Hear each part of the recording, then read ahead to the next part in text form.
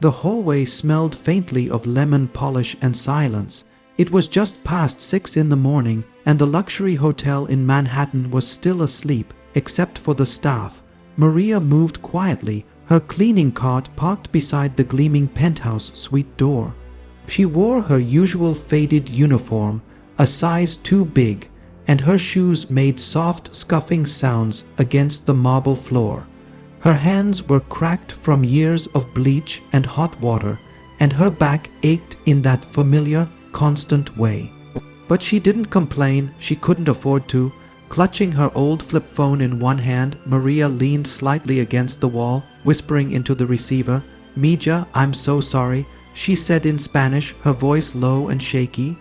On the other end, her daughter cried softly, the kind of cry that comes from fear, not pain. "I know, baby. I talked to the hospital again. They won't do the surgery without the full payment, but I promise you I'll find it. I'm working double shifts now. Just hang on a little longer, okay?" There was silence, then a faint "okay, mama" from the other end. Maria smiled through her tears, even though her heart felt like it was breaking in half. She ended the call and quickly wiped her face with the edge of her sleeve. She couldn't let anyone see her like this. She had to keep moving. The next hallway needed to be cleaned before the morning rush. What Maria didn't know was that someone behind the suite door had paused. A man in a crisp robe, with silver hair and a cup of untouched coffee, had overheard every word. He had been reaching for the doorknob to leave for a business meeting when her voice, gentle, desperate, full of love, froze him in place. He didn't know who she was, but something in her voice pulled at a memory, a mother's voice, a promise made in the shadows of struggle, something he thought he had forgotten. And for the first time in years, Richard Langford didn't make it to his meeting. He just stood there, listening. Inside the penthouse suite, Richard Langford stood still, coffee growing cold in his hand. The voice on the other side of the door echoed in his mind like a whisper from another life. It wasn't the words alone, it was how she said them. The cracks in her voice, the quiet strength behind every syllable, the way she was holding herself together just long enough to make her daughter feel safe. He had heard desperation before, in boardrooms, negotiations, even from investors. But this was different, this was pure, real, and it shook something loose inside him. He walked slowly toward the door but didn't open it.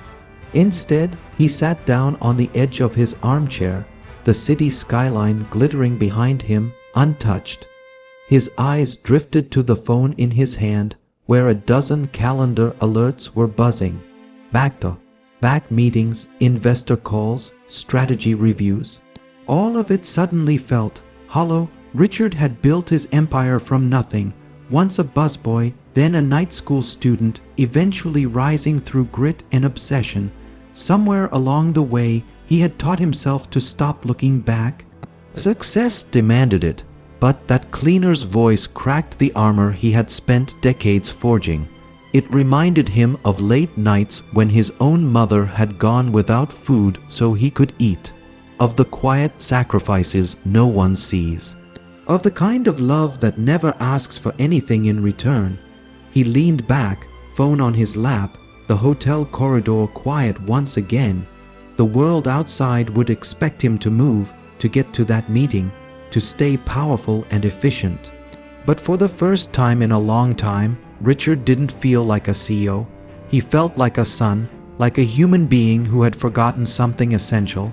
He looked toward the door. He didn't know her name yet, but he knew this much. He had to find out, because something about that woman, something about that moment, felt like a second chance. The next morning, Maria returned to the penthouse floor with her usual cart, her head low, her face tired. She hadn't slept much. Too many thoughts racing through her mind. The hospital had called again. They couldn't hold her daughter's surgery date much longer without payment. She had no answers left to give. She moved to knock gently on the penthouse suite, ready to begin cleaning, when the door opened before she could lift her hand. Standing there was the same man from yesterday, all composed in a tailored shirt now, with a calm but unreadable expression. "Excuse me," he said, his voice warm but direct. "You're Maria, right? She froze, blinking. Yes, sir. I sorry if I disturbed you yesterday. He raised a hand, no apology needed. He stepped aside, motioning gently. Would you mind coming in for a moment? Maria hesitated. She had never been inside this suite except to clean it. Slowly, she stepped in, her hands folded in front of her. The room was stunning. High ceilings, soft lighting, walls of glass.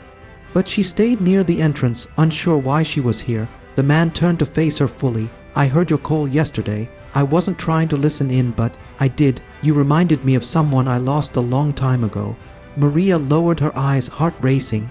I'm sorry. I didn't mean to. Please don't be sorry, he said gently. I admire you, Maria.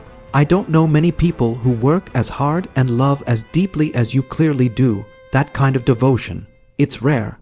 He paused, then reached into his pocket and handed her a folded piece of paper. Maria opened it. Her eyes widened as she read the hospital's name, the exact surgery amount, and a note. Paid in full. Anonymous donor.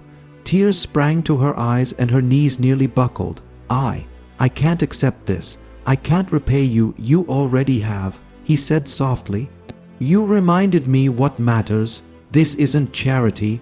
It's a thank you for waking something up in me I thought I'd lost. 2 months later, the sterile hallway of the Children's Hospital in Texas smelled faintly of antiseptic and hope. Maria sat beside her daughter's hospital bed, gently stroking her hair. The surgery had gone well, better than the doctors expected. Her daughter would walk again, laugh again, live without pain. Maria had never known a joy so deep, so consuming. Every moment she spent holding her child's hand felt like a miracle. As sunlight streamed in through the window, her phone buzzed softly on the table. A number she didn't recognize lit up the screen. She answered, her voice still full of emotion. Maria, it's Richard Langford. Her heart jumped. She stood instinctively as if she were back in that penthouse holding a mop. Mr. Langford, I don't know how to thank you. His voice was warm. You already have, Maria, but that's not why I'm calling. She listened, unsure what more this man could possibly offer. I'm starting a foundation, he continued. One that supports hospitality workers and their families. Too many people like you go unnoticed, unheard. I'd like you to be part of it. In fact, I'd like you to run it. Maria blinked, stunned. Me, I'm just a cleaner. No. He replied, you're a leader, a mother, a woman who kept going when everything said to stop. That's the kind of heart this world needs, and I think you're exactly the person to give it. Tears filled her eyes again, but this time they weren't from fear. They were from something she hadn't felt in years. Belief, not just in others, but in herself. She looked at her daughter, now smiling weakly in her sleep, then back out the hospital window toward a future she never dared to imagine. Okay, she whispered, let's do it. 1 year later, the grand ballroom of a Manhattan hotel shimmered with soft golden light. The crowd, dressed in their finest, had gathered for the inaugural gala of the Heart of Hospitality Foundation. At the center of it all stood Maria, not in a cleaning uniform, but in an elegant navy dress, her hair softly curled, her posture proud yet humble. She still wore the same locket she always had. Inside was a photo of her daughter, now healthy and thriving. Richard Langford stood just offstage, watching with quiet pride. Around them were families whose lives had been touched by the foundation, children who now had access to health care, parents who had been lifted out of debt, workers finally treated with dignity. Maria stepped up to the microphone. The room fell silent. There was a time, she began, her voice steady but full of feeling, when I thought I was invisible. I cleaned rooms most people never noticed, spoke words no one ever heard, cried in silence so my daughter wouldn't see my fear. She paused, taking in the faces before her. But one person did hear me. One moment of kindness changed everything, not just for me, but for my family and now for so many others. This foundation isn't about me, it's about all of us. It's about the people who work in the shadows, holding up the world." The audience was still, many brushing away tears. "I used to believe I was just a hotel cleaner," she said, her voice cracking slightly. "But now I know kindness sees people, even when the world doesn't." The crowd rose to their feet in thunderous applause. Richard wiped his eyes discreetly, a rare softness on his face. In that moment, Maria wasn't just a success story. She was a symbol of resilience, of compassion, of how one overheard phone call, one act of humanity, could ripple outward and change lives.